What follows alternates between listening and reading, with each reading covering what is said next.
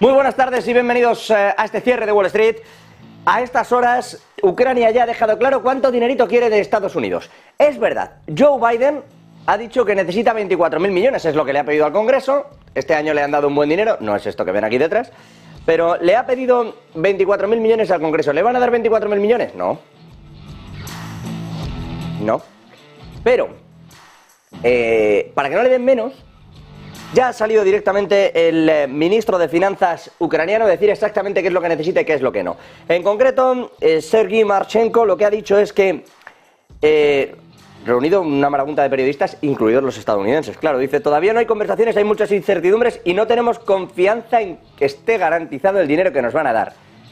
Traducción: vienen elecciones en 2024 y como no gane Biden, no sé si nos van a dar el dinero. En principio, insisto, Joe Biden había solicitado 24.000 millones al Congreso. No le van a dar 24.000 millones. ¿Qué ha dicho Marchenko? Oiga, 14.000. 14.000 millones a lo mejor es suficiente. Vamos a ver cómo hacen esto, porque hasta ahora, este año, en realidad ha recibido 10.000 millones. Es decir, ha recibido menos de lo que está solicitando en extra. Y de hecho, que se supone que esto de la contraofensiva va bien y que hay negociaciones para terminar con la guerra. Dice Marchenko, insisto, que mínimo necesitan 14.000, pero está hablando de pedirles 24.000 millones, insisto, que es lo que también tiene solicitado el propio Joe Biden a los congresistas norteamericanos.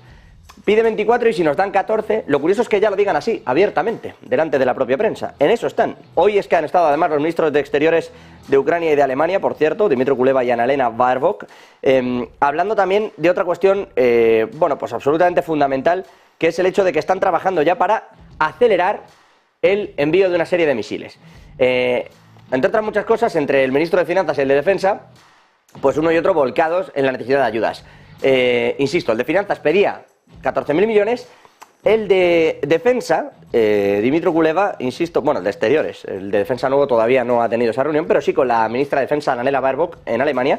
Bueno, dicen, de nuevo en Kiev, todo esto en la capital ucraniana, que sigue siendo ese lugar de visita de los distintos países occidentales que van a apoyar a Ucrania, al gobierno de Volodymyr Zelensky. Digo, Kuleba y Annalena Baerbock, reunidos en Kiev, ¿para qué? Para acelerar el envío de los misiles Taurus, que son unos misiles que necesitan, dicen, antes de que acabe el año, para culminar esta famosa contraofensiva, incluso antes de que lleguen bueno, el frío y las nevadas en Ucrania.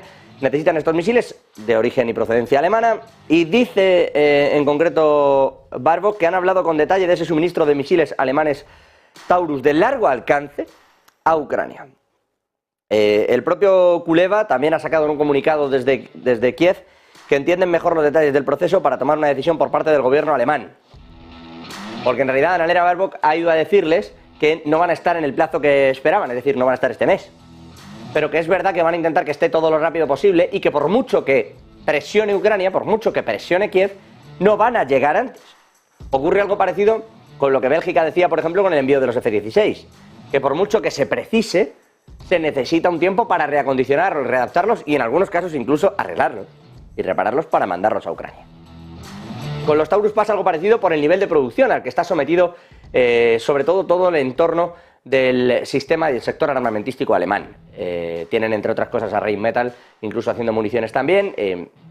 Bueno, 4.000 millones metió directamente el gobierno alemán para intentar que esa producción de municiones fuera lo más rápido posible. Pero, insisto, ya han reconocido hoy en Ucrania que efectivamente pueden tardar más de lo esperado, pero que a ver si llegan esos Taurus de largo alcance antes de fin de año. Esto en lo geopolítico, pero si me permiten hoy, las noticias están en lo económico. Vamos a quedarnos en Europa, en el viejo continente, porque el ministro, bueno, el encargado de este asunto, de los asuntos económicos, el comisario de Asuntos Económicos de la Unión Europea, Paolo Gentiloni, ha presentado las previsiones de verano 2023.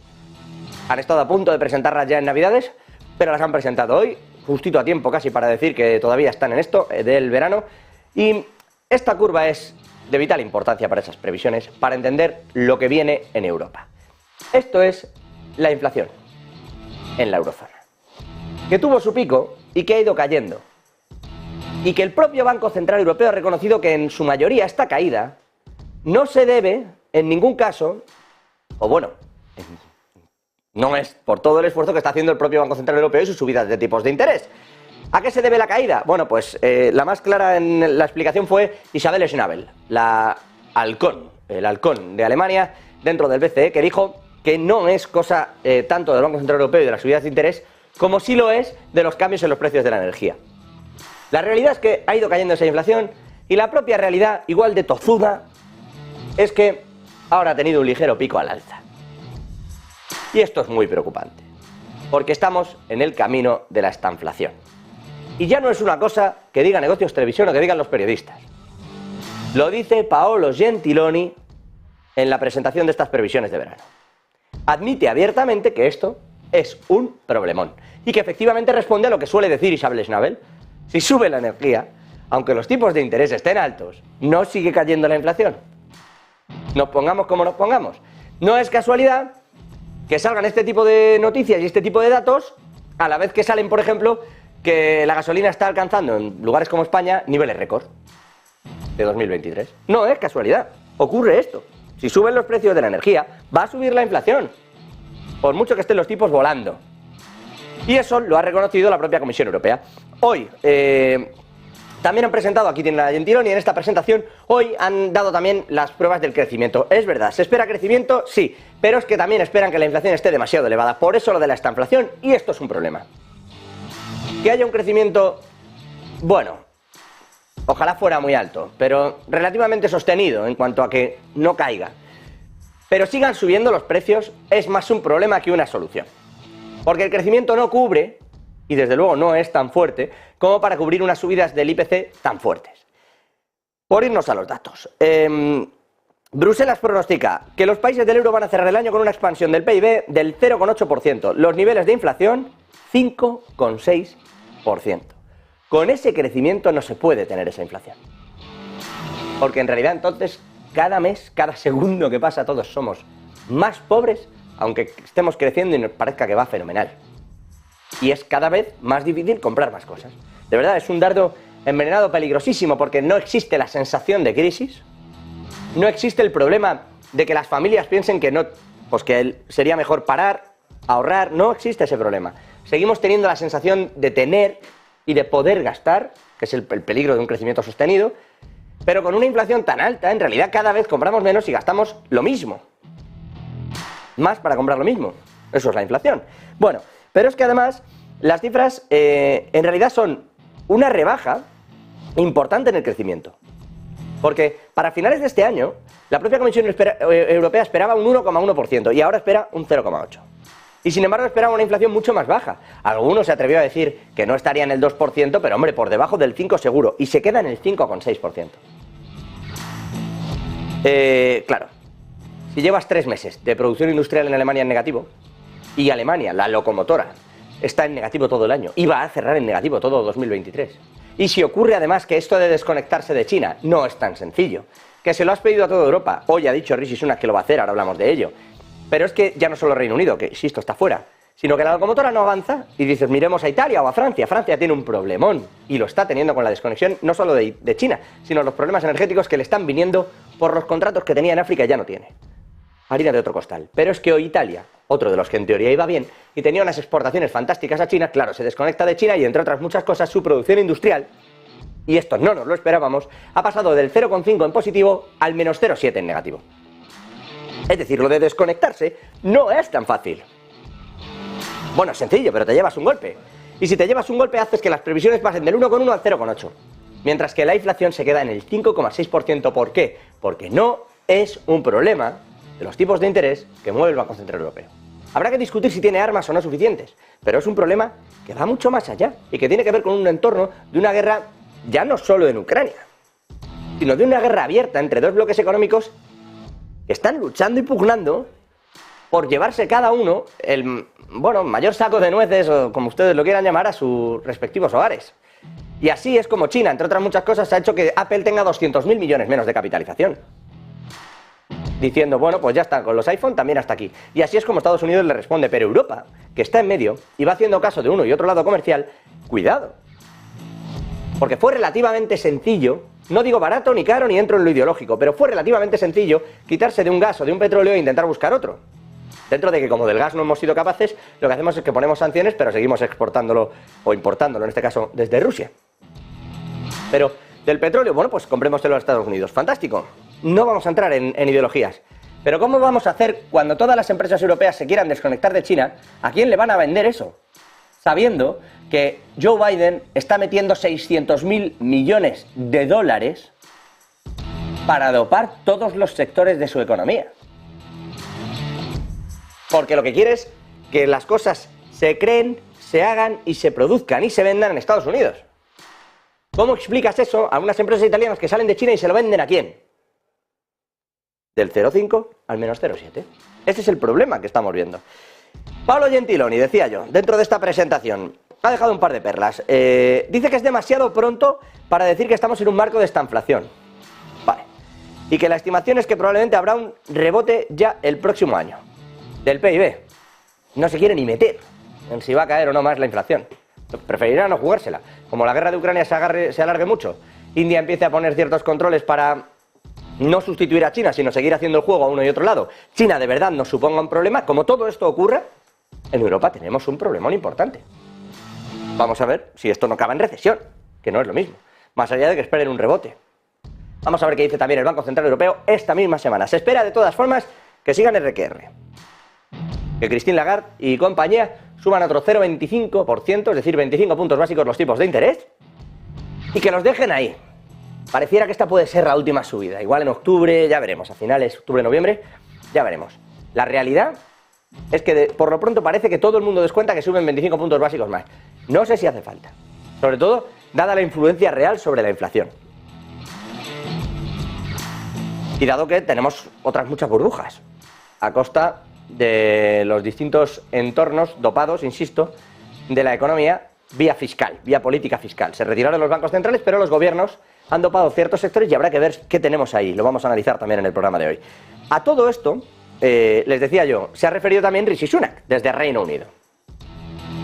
Dice Sunak que la desconexión o la rebaja de riesgos, porque nadie quiere llamar a esto desconexión, dicen que es reducir riesgos de China, en realidad es porque se está protegiendo la democracia.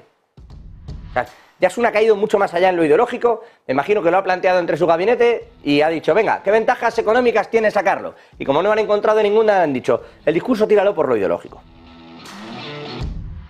Porque ya la última vez que dijimos que algo iba a ir muy bien en Reino Unido, económicamente, y que votaran todos por salir de Europa, ha salido regular, tirando a mal.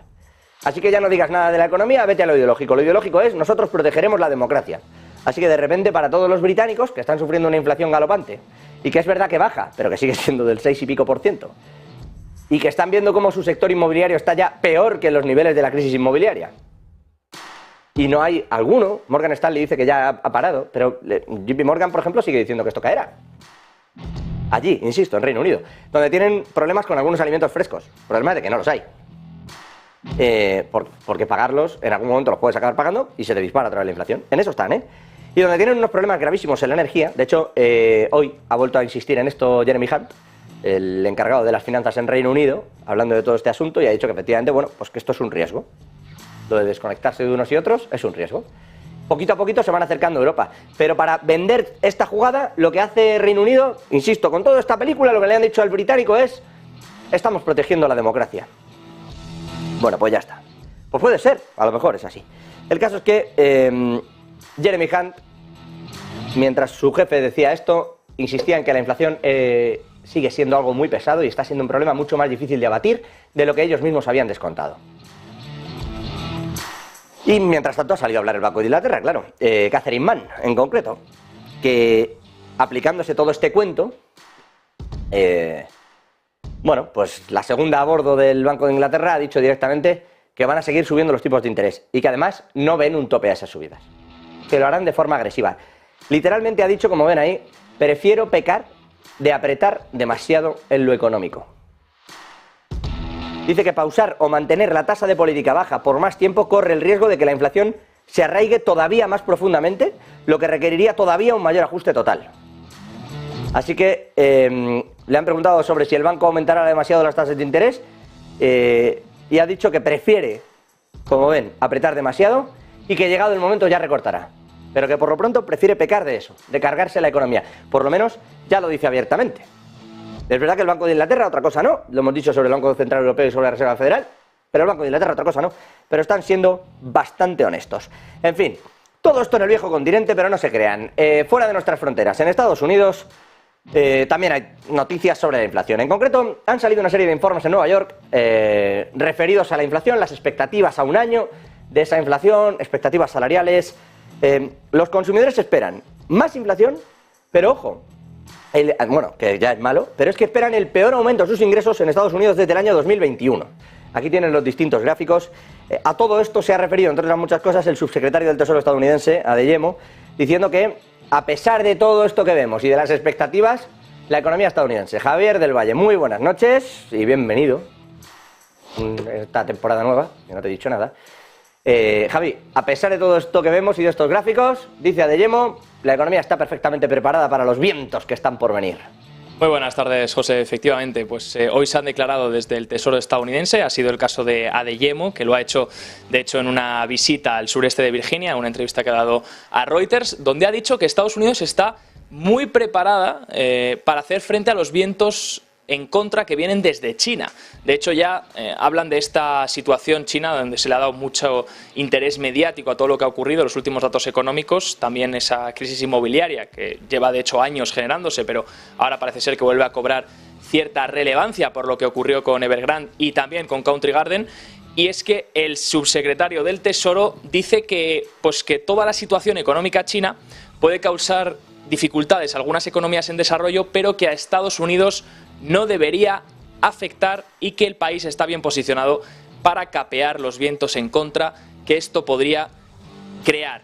Dice, de hecho, estamos viendo cómo la economía china muestra una debilidad que tiene implicaciones globales. Debido a las decisiones que hemos tomado, probablemente estemos mejor preparados para hacer frente a los vientos en contra que esto ha creado. Lo que más le preocupan, sobre todo, son los países europeos y también el mundo en desarrollo en Asia, países en desarrollo que se encuentran en Asia, que dice que dependen más de la economía china que Estados Unidos, pese a que Estados Unidos sigue, por supuesto, consumiendo mucho de China.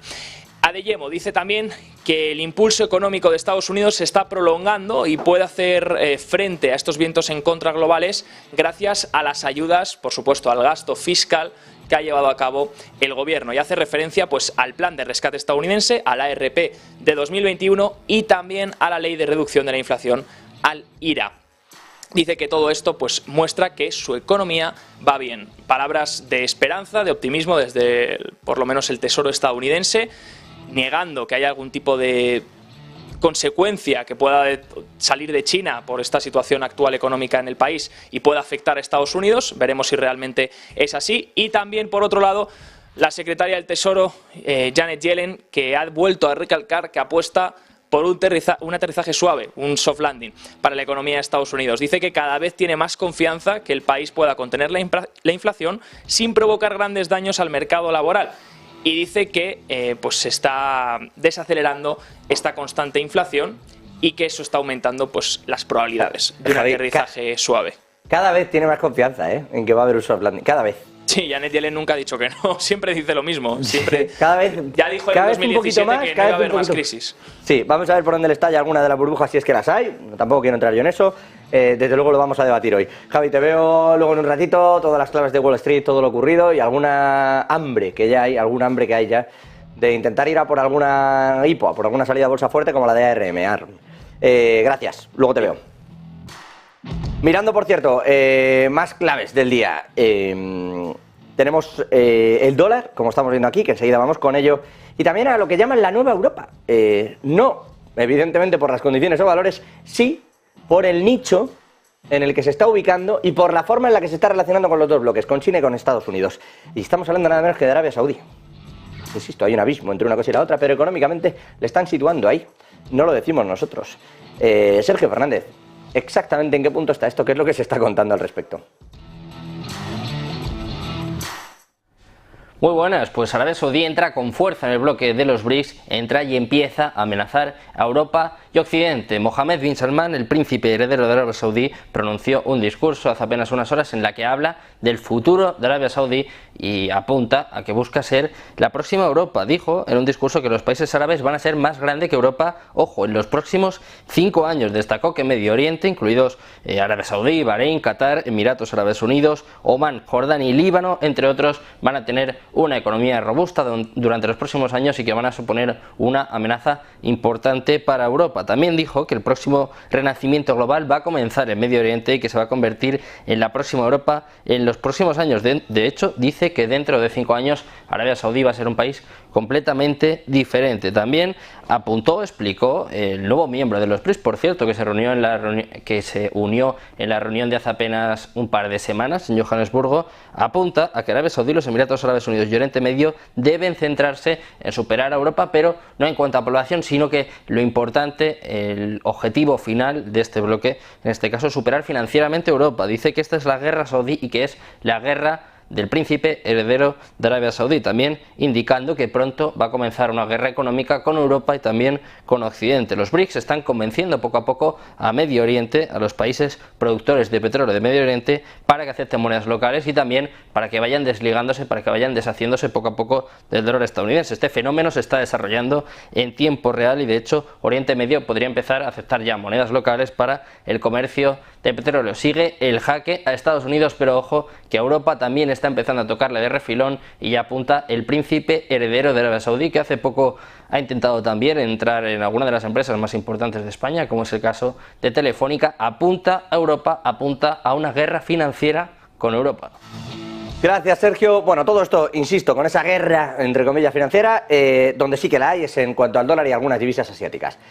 Ya no tanto por guerra, sino por el dolor de cabeza que están sufriendo, en particular desde el Banco Central de China, que lo sabían, pero sobre todo desde un Banco Central de Japón que no saben qué hacer. Les había venido muy bien esto de la subida de la inflación, porque por primera vez salían de una problemática que habían tenido durante 20 años y se les está acabando. Y además, el dólar ha estado muy fuerte en las últimas semanas. Es verdad que justo hoy va a la contra. ¿Qué está pasando en esas divisas? Marta Vilar, ¿qué tal? Buenas noches.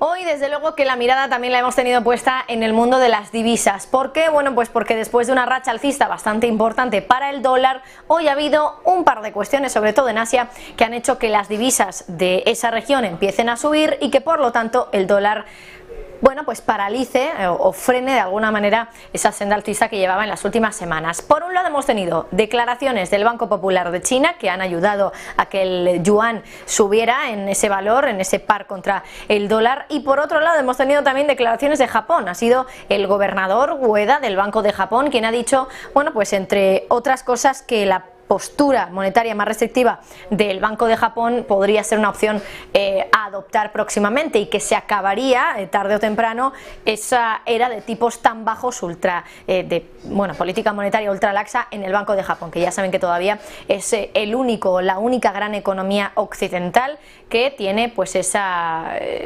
política monetaria de los tipos negativos. Por otra parte, en China, ¿qué es lo que hemos tenido que ha ayudado también a hacer que el yuan subiera? Bueno, pues varias cosas. Por ejemplo, por un lado, hemos tenido datos de crédito de agosto que han mostrado que las recientes medidas del gobierno chino pueden estar empezando a impulsar al sector inmobiliario, lo que ha hecho que salga un poquito reforzado el yuan. Además, también ha dicho que el Banco Popular de China ha asegurado que la financiación agregada ha sido de 3,12 billones de yuanes, que ha sido por encima de los 2,7 billones de yuanes esperados. Además, también hemos conocido datos de precios al consumidor del mes de agosto, han vuelto a ubicarse en terreno positivo, con una inflación del 0,1%, muy bajita, pero se aleja por lo tanto ese fantasma de la deflación. Y además también el Banco Popular de China ha decidido advertir a los especuladores del mundo de las divisas que si solo se producen movimientos unilaterales, es decir, de un lado, en este caso para debilitar el yuan, el Banco Popular de China va a reaccionar y va a contrarrestar esos movimientos, lo que ha hecho que el yen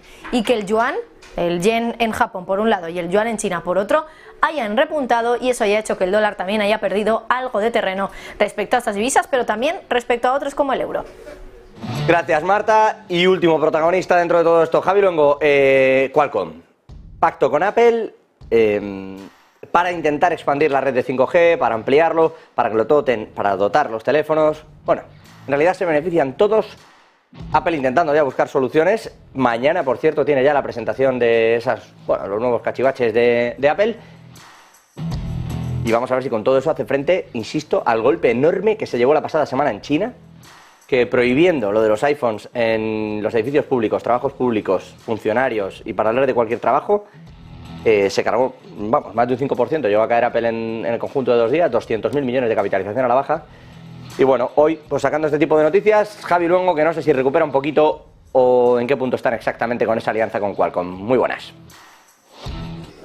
Sí, desde el iPhone 12 Pro en unas horas se presenta el 15, es decir, hace ya más de 3 años, Apple ha estado incluyendo en todos sus terminales la tecnología 5G. Lo ha hecho a través de una alianza estratégica con Qualcomm, un chip especial y bastante complejo de fabricar que solo lleva a cabo la estadounidense en estos momentos, y para los que la de Cupertino ha confiado todos sus esfuerzos y todos sus intereses. Hasta ahora el proveedor había sido Qualcomm. Apple ha tenido la intención de desligarse poco a poco, de ser también parte productora en esta zona de la cadena de suministros, pero parece que de momento no va a conseguirlo, y con el iPhone 15 tampoco lo va a llevar a término. Han firmado un acuerdo Apple y Qualcomm hasta 2026 para proveer a los de Cupertino de esta tecnología 5G para sus diferentes dispositivos, es decir, que por lo menos hasta el iPhone 19 Apple no va a tener un chip suyo propio y de tecnología de los de la manzana mordida, o eso al menos la empresa dice, que Qualcomm todavía fabrica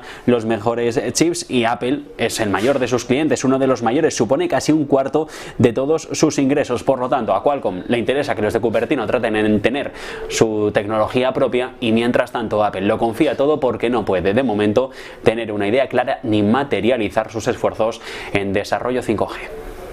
Gracias, Javi. Y un último asunto. Aquí en España, primer revés judicial a la banca. Es verdad que han metido recursos de muy distinta índole, que si no se pueden grabar los beneficios extraordinarios, que si es incluso inconstitucional. De hecho, por esa vía de la inconstitucionalidad, varios bancos, varias entidades, habían recurrido el impuesto porque decían que la norma iba contra el sector, pero que burocráticamente no se podía hacer así porque les resultaba discriminatoria. Porque mientras que ellos tenían que pagar una serie de beneficios, otros sectores se podían estar beneficiando precisamente del pago anticipado de estos beneficios. La justicia, la audiencia no ha dicho que no, tengan razón, les ha dicho que no es suficiente lo que están argumentando, porque haría mucho más daño, sería perjudicial. Lo que pedían con esto era la suspensión cautelar. Todavía no ha entrado a juzgar el fondo de todo, pero pedían, gracias a este cambio en la normativa, una suspensión cautelar. Y les ha dicho la Audiencia Nacional que no puede haber suspensión cautelar porque es más peligroso el perjuicio que se puede generar si no se cobra el impuesto que el perjuicio que se genera si se cobra y se sabe exactamente cuáles son las devoluciones que habría que hacer. Eso es lo que ha dicho de momento la Audiencia Nacional. Así que, como dicen que además no es, cito textualmente, un uso natural y conforme con el principio de buena fe, lo que están haciendo los bancos con este recurso, dice que tampoco lo va a mandar a Europa, que no tiene sentido que lo evalúen porque no hay visos de que haya una inconstitucionalidad, que lo juzgarán a fondo aquí. Pero, insisto, estamos hablando de un recurso que lo que habla es de que la norma está viciada, de que se les pide una serie de cuestiones que no se les pide a otros sectores y que por lo tanto les hace estar en una posición de discriminación. Y desde ahí iban a intentar esos visos de inconstitucionalidad algunos. Otros lo han hecho directamente diciendo que no se puede poner un beneficio sobre una garantía extraordinaria que no se conoce. Pero insisto, se van resolviendo poco a poco. De momento, primer portazo, porque consideran desde la justicia que es menos grave tener que reparar el perjuicio de haberles quitado el dinero que si no se les quita, cómo se repara, cómo se hace luego en el imaginario, dónde hubiera ido ese dinero, quién hubiera percibido esas ayudas y cómo se repara todo ese daño que hubiera podido hacerse. Así que, primer revés.